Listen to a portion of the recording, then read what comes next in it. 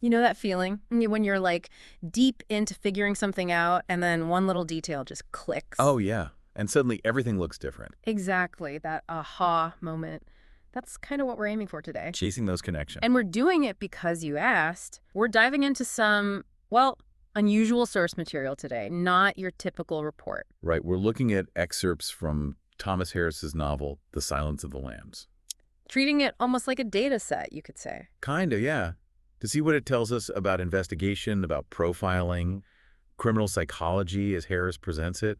It's actually incredibly detailed in those early stages. So that's our mission for this deep dive. We want to really unpack the start of the Buffalo Bill case from these excerpts. Focusing on Clarice Starling, how she gets pulled in, those first memorable encounters with Hannibal Lecter. And those initial clues, the surprising ones, the ones that really start things moving, we're looking for those key insights, maybe some surprises. Definitely. Okay, so where do we start? Clarice Starling's introduction. Right. And it's immediately clear this isn't just some routine assignment Crawford's giving her. No, not at all. And Crawford himself, Jack Crawford. There's something off. Oh, so. Well, he's usually so sharp, meticulous.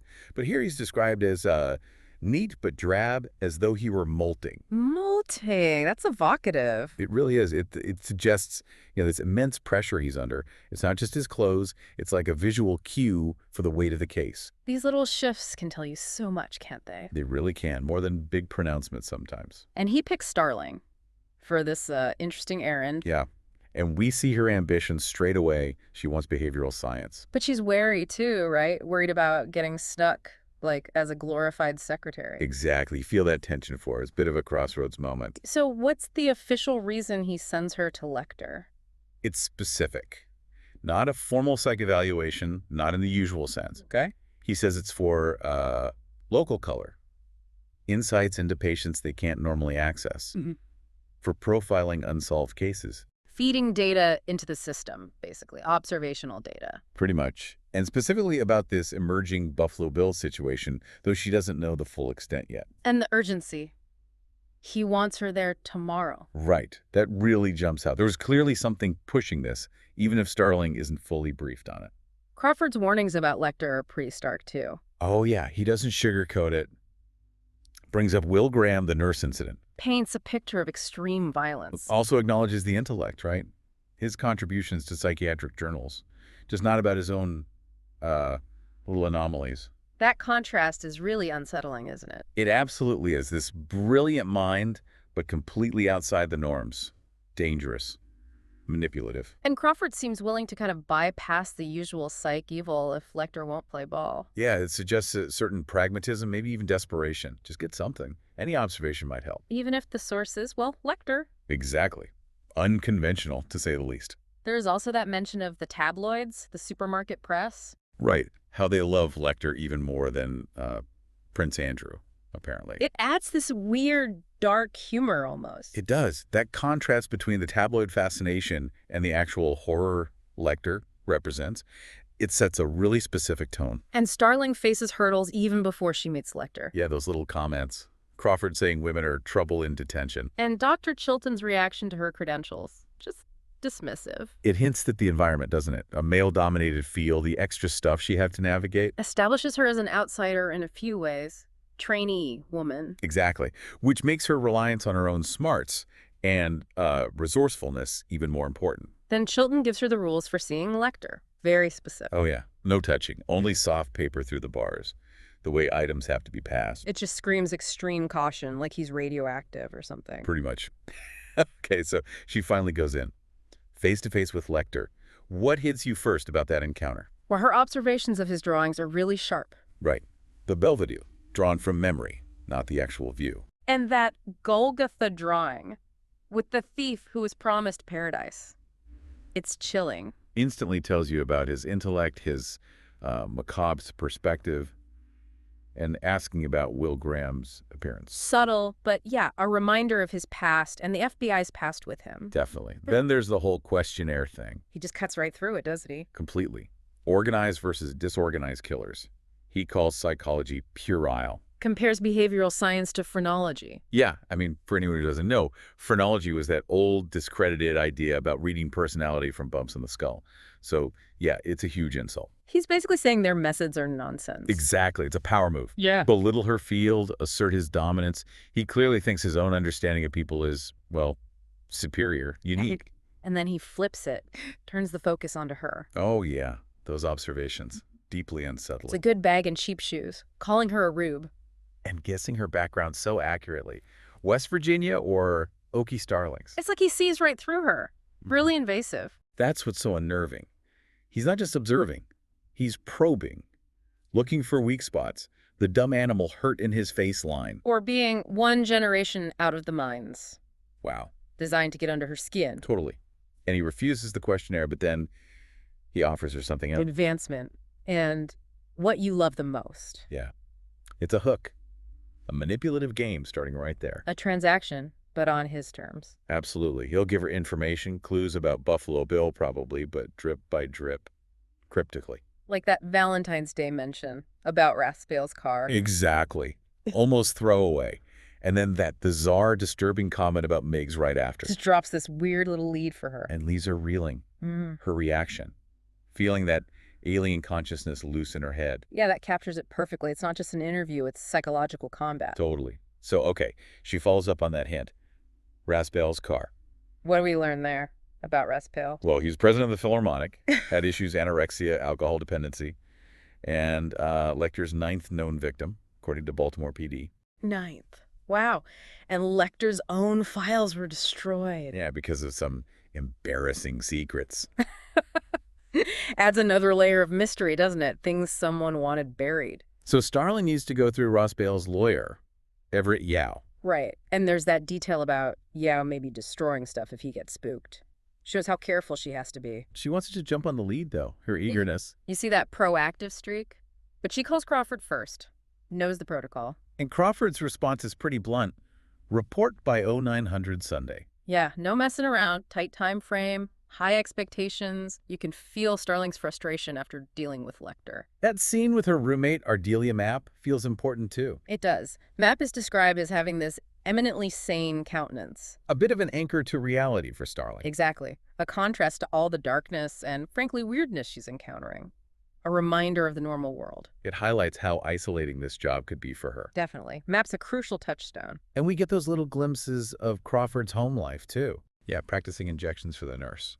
And watching over Bella while she sleeps, it shows another side to him. It humanizes him, right. Shows that sense of duty isn't just professional. He cares. It's a stark contrast to the cases he works. But Starling hits a wall trying to follow up with Lecter again. Chilton blocks her. Yeah, Chilton's very possessive about access. Then Crawford drops the bombshell about Miggs. Miggs is dead, just like that. Yeah, and Crawford asks her point blank, "Did you tell me everything, Starling?" Oof. He suspects Lecter's influence. Absolutely. Miggs dies right after talking to Lecter, who had that interaction with Starling. Crawford knows Lecter plays games. He's wondering if Starling held something back. That puts pressure on her. Huge pressure. Okay, so back to the Raspale lead. The car thing gets complicated. How so? Crawford points out her assumption. It wasn't just a car. Raspale collected cars. Plural. Ah, so it's not just finding one specific vehicle. Right. Crawford gently schools her. If you assume, you can make an ass out of you and me both. A good lesson in investigation, I guess. Don't assume. Exactly. So now she has to find these cars, starting with the lawyer, Yao, in Baltimore. Yao sounds like a character. Intelligent, fat, breathing problem. Vivid, yeah. And he throws up a roadblock immediately. What's that? He'll only show her the car if she promises to tell him anything she finds that might damage Raspale's interests. Whoa. That's an ethical minefield for Starling. Totally. Yao's loyalty is to his dead client, not the FBI investigation. Another hurdle. Where's this car stored? A public storage facility. And the unit hasn't been opened in 5 years. The old notary seal is still intact. Suggests secrecy? Or just forgotten after he died? Could be either. And the unit's full of Raspale's life. Piano, books, music, even a bed. Gives you a picture of the man. Could be clues in there. Potentially. Anything could be relevant. But just getting in is a hassle. Faulty locks, jammed door. Adds a bit of almost frustrating realism. Yeah. And Starling's cautious, gives Yaum instructions, call the field office if she doesn't check back. She's learning. Safety protocols. Definitely picking it up.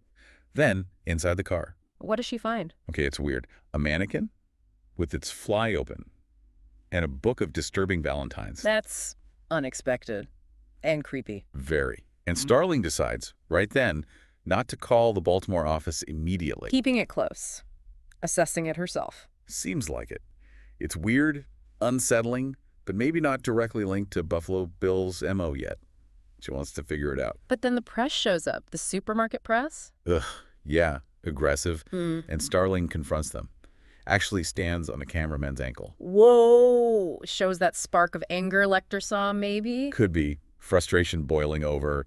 They're getting in the way, sensationalizing everything. She's not having it. Okay, so she has to go back to Lecter's ward after all this. Yeah, and the atmosphere there, those intense smells, the silent TV, just dripping with unease. And Lecter has a little gift. An origami chicken.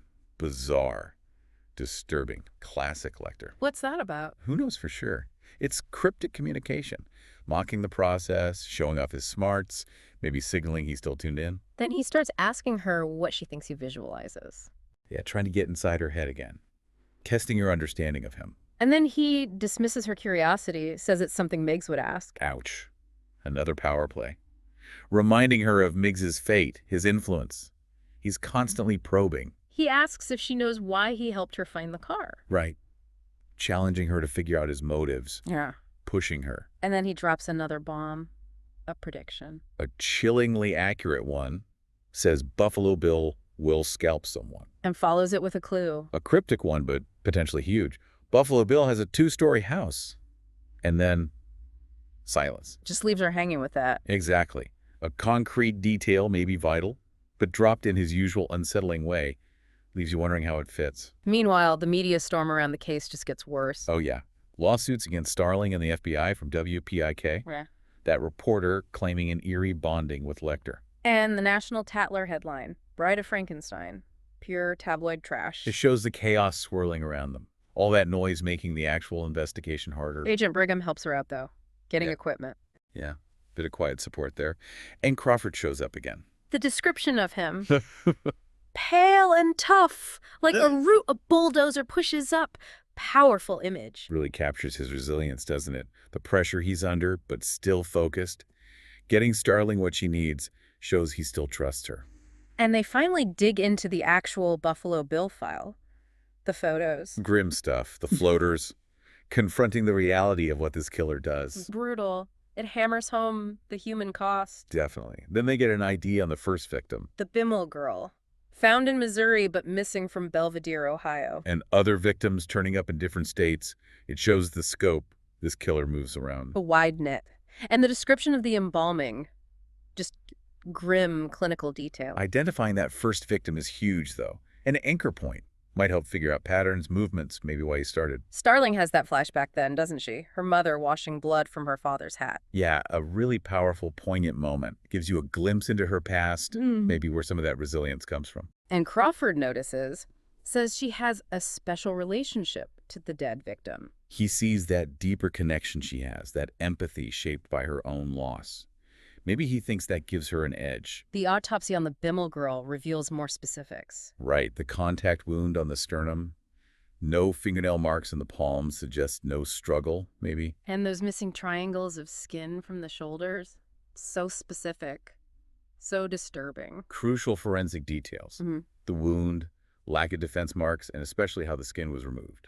Those will be key clues. Then there's the stuff about the fishhook punctures, serotonin tests, and Lamar's local knowledge about trot lines. Yeah, that brings in this different kind of expertise, doesn't it? Not just lab coats, but local know-how. Shows how investigations need all sorts. And Lamar giving her the cold soda, a small human moment in all that grimness. Exactly. A reminder of the toll it takes, the need for connection. Crawford sending the prince off immediately. The mood on the drive back. You feel the pressure, time running out. Totally. Getting victim IDs is critical. Links lives might reveal connections to the killer. Not getting one right away is a real setback.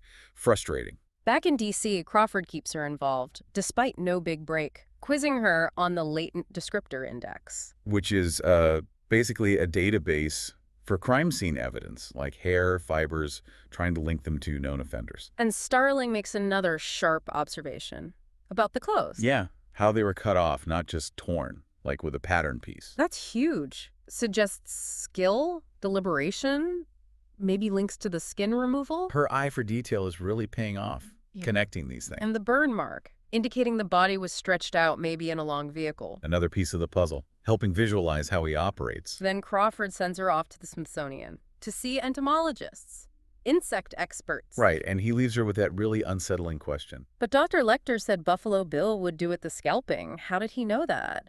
Yeah, it just hangs there. Hmm. Lecter's insights feel almost unnatural. How does he know these things?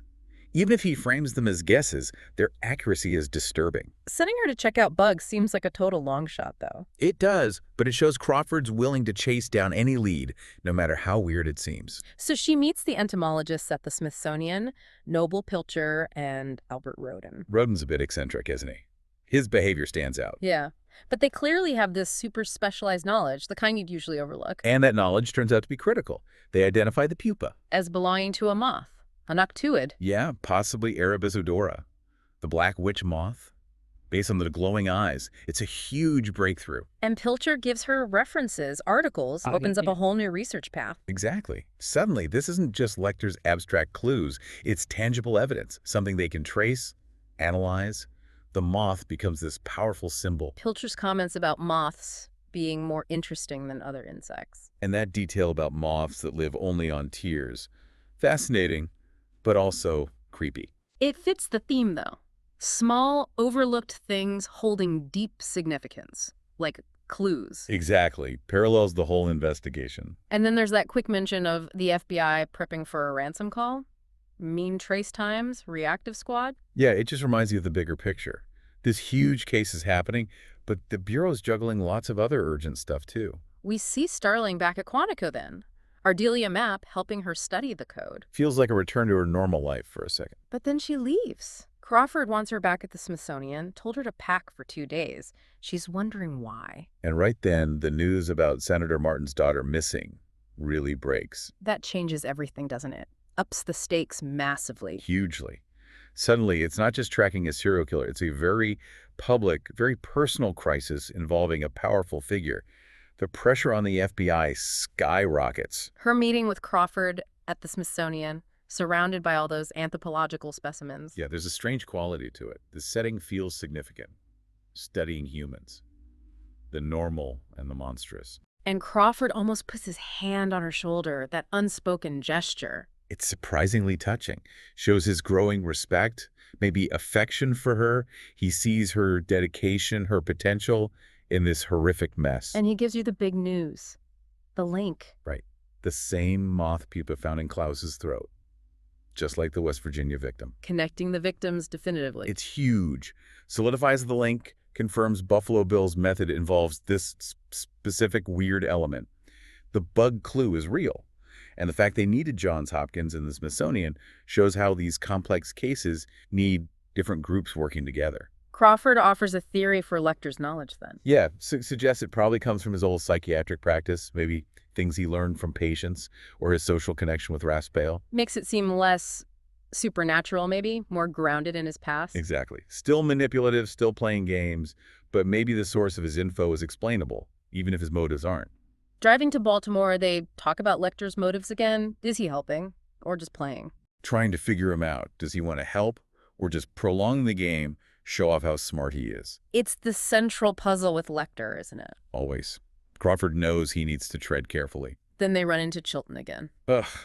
Predictably awful. Condescending about her credentials, demanding to know why she's there. Starling has to basically lie to him. Pretty much. Just navigate his ego. They clearly can't stand each other. Back with Lecter. He's drawing again. That crucifixion watch. Yeah, morbidly creative. And he asks her about his function for Crawford, then asks her to just let her head hang forward. Weird. Unsettling. What's that about? Classic Lecter. Creating intimacy, tension, asserting psychological control, maybe just wants to watch her reaction up close. He reveals Crawford changed his mind about his earlier tips after seeing the body and talking to someone named Alan Bloom. Right. So the evidence and outside input shifted Crawford's thinking. towards Lecter's idea of Buffalo Bill fulfilling a persona. That persona idea feels key, like the killer's trying to become something else. Exactly. A disconnect between who they are and who they want to be, Yeah. potentially crucial for understanding why he kills. And all through this, we get those flashes of Catherine Martin, her terror in the pit. Yeah, those cuts back to her captivity are brutal. Yeah. Hearing her realize who has her, skin. It just cranks up the tension, reminds you what's at stake.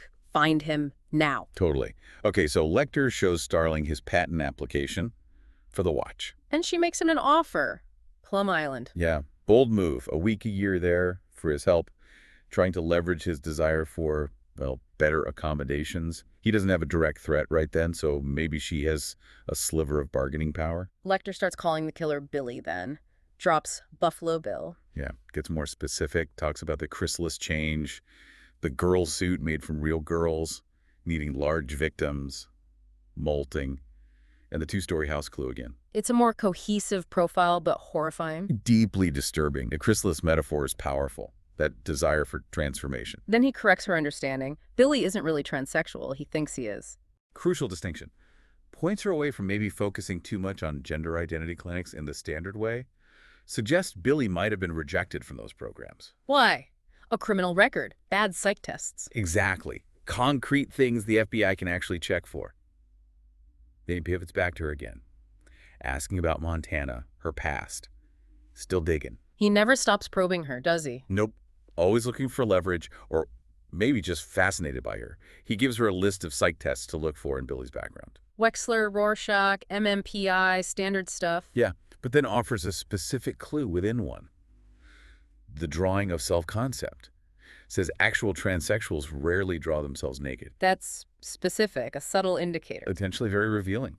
Could help separate someone like Billy from others. His summary seems clearer now. White male, under 35, big build, violent childhood, maybe institutionalized. Look for burglars who got rejected for surgery, tried to hide their record, much tighter profile. And then, of course, He wants to see the case file. always wants the information, wants control. Yeah. And just before they're interrupted. He brings up the horse story again. And her anger. Yeah. Incredible memory. Still circling back to her trauma, her core motivations. Believes understanding her past is key. Then Deborah Raspel provides some actual, concrete info. Huge. But a guy named Jane, also called Billy Rubin, John Grant, What does she say? describes him as not really gay, having a total lack, angry, and killed his grandparents. Killed his grandparents, wow. Yeah. Worked for Mr. Hyde, got a package of dead butterflies. Suddenly pieces are clicking together. This sounds like their guy. A real suspect, matching parts of Lecter's profile. Exactly. Tangible direction.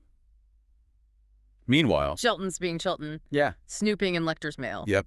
Yeah. No ethics, just looking for an angle for himself. Shameless. And Crawford, he's dealing with his own pressures. Yeah, we see his weariness. And him leaning hard on Dr. Danielson at Johns Hopkins. Threatened to expose funding issues to get cooperation. Pretty much. Yeah. Shows the lengths he'll go to right now. The pressure's immense. Maybe crossing lines, but he feels he has to. He has that quiet moment with Starling, though.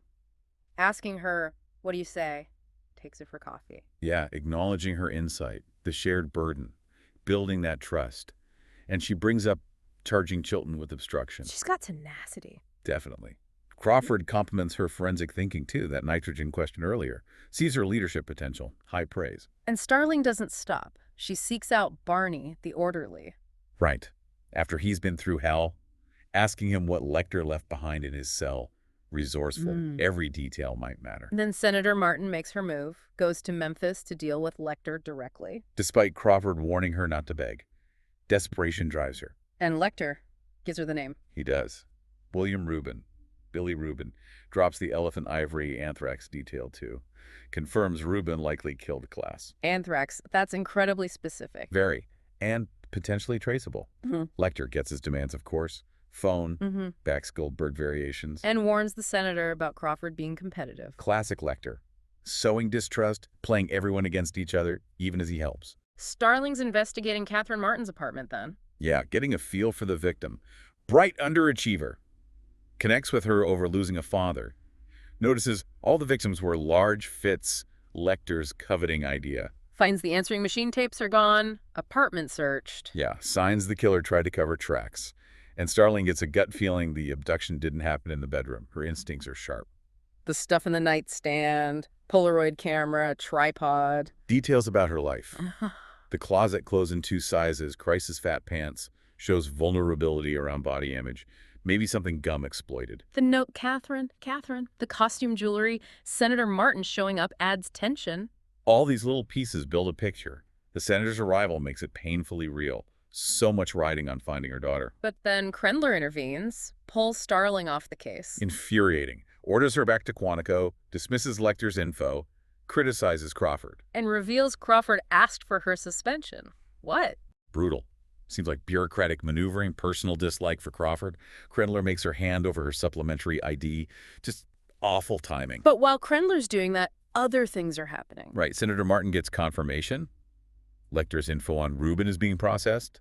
And the CDC confirms the elephant ivory anthrax risk from dust. Vindicating Lecter's information. It's real. Huge corroboration.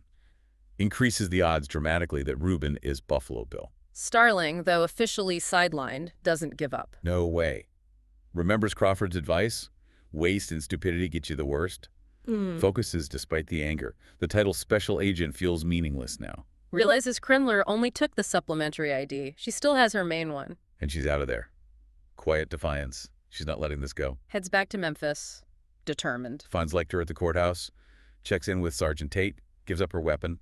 Faces Lecter again. He taunts her about Crawford being sidelined. Of course he does. But she stays focused.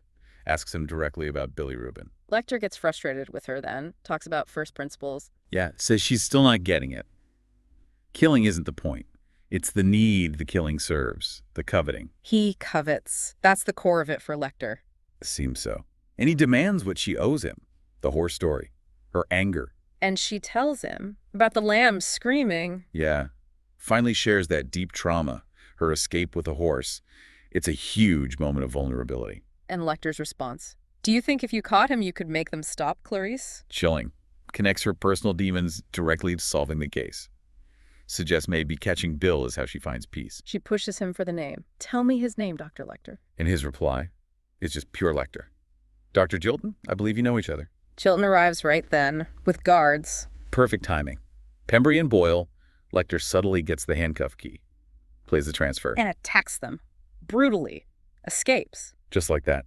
Cunning, ruthless, physically capable. His parting shot implicating Chilton just adds to the chaos. The aftermath is confusion.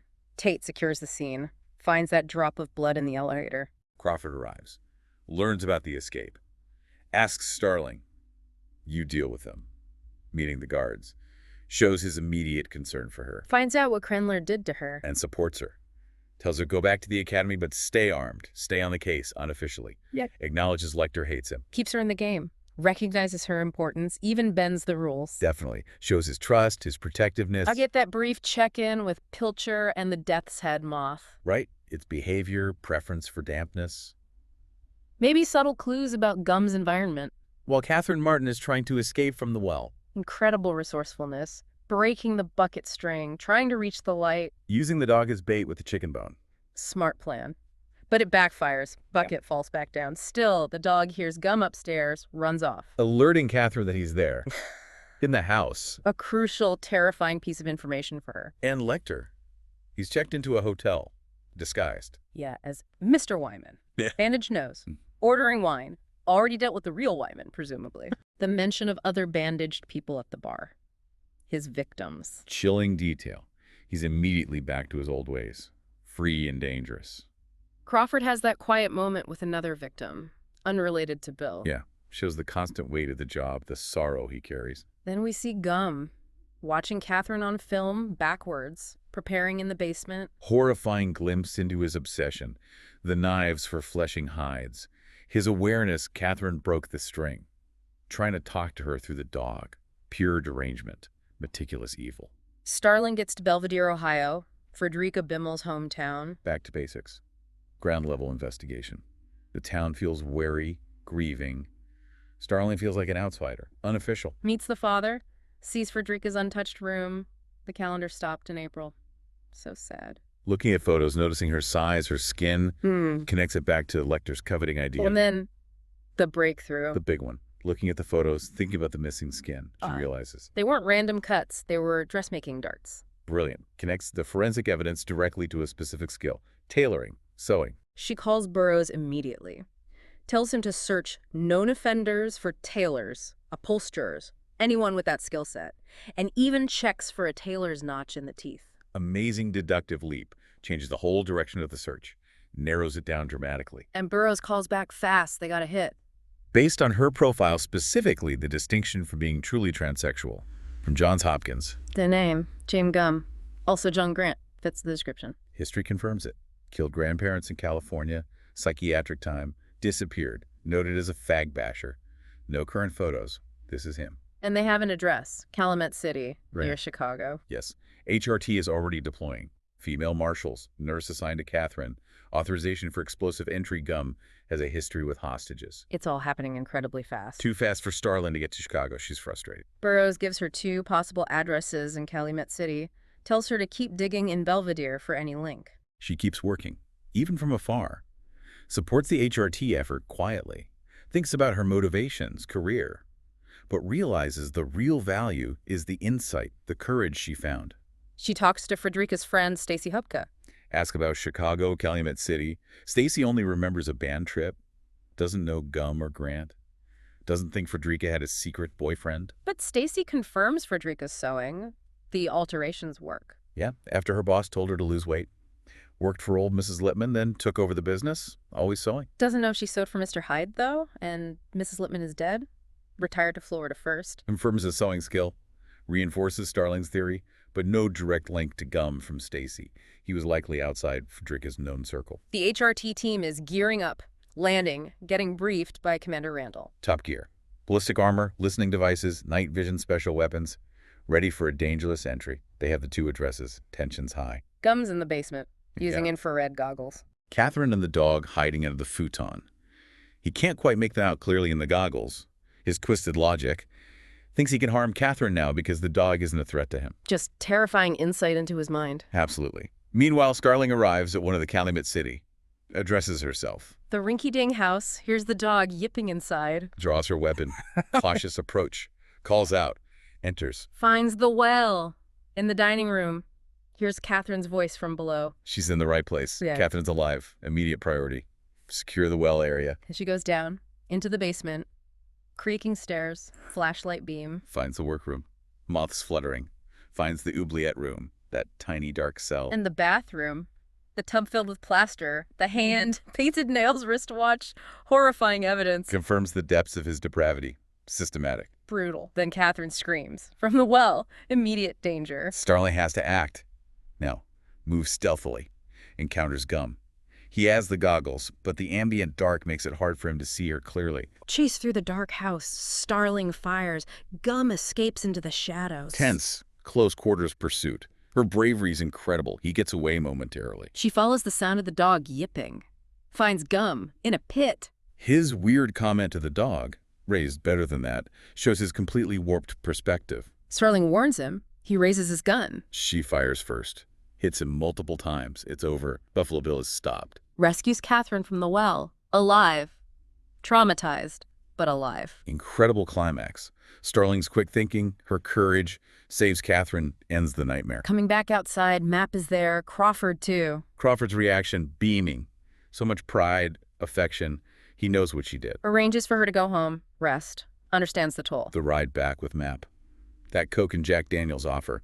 Quiet support. Starling just collapses from exhaustion, falls asleep in the laundry room. Needs that rest. We see the media flashback, Catherine refusing the stretcher, Starling walking away quickly, the edited footage of the basement horrors, 6 victims confirmed.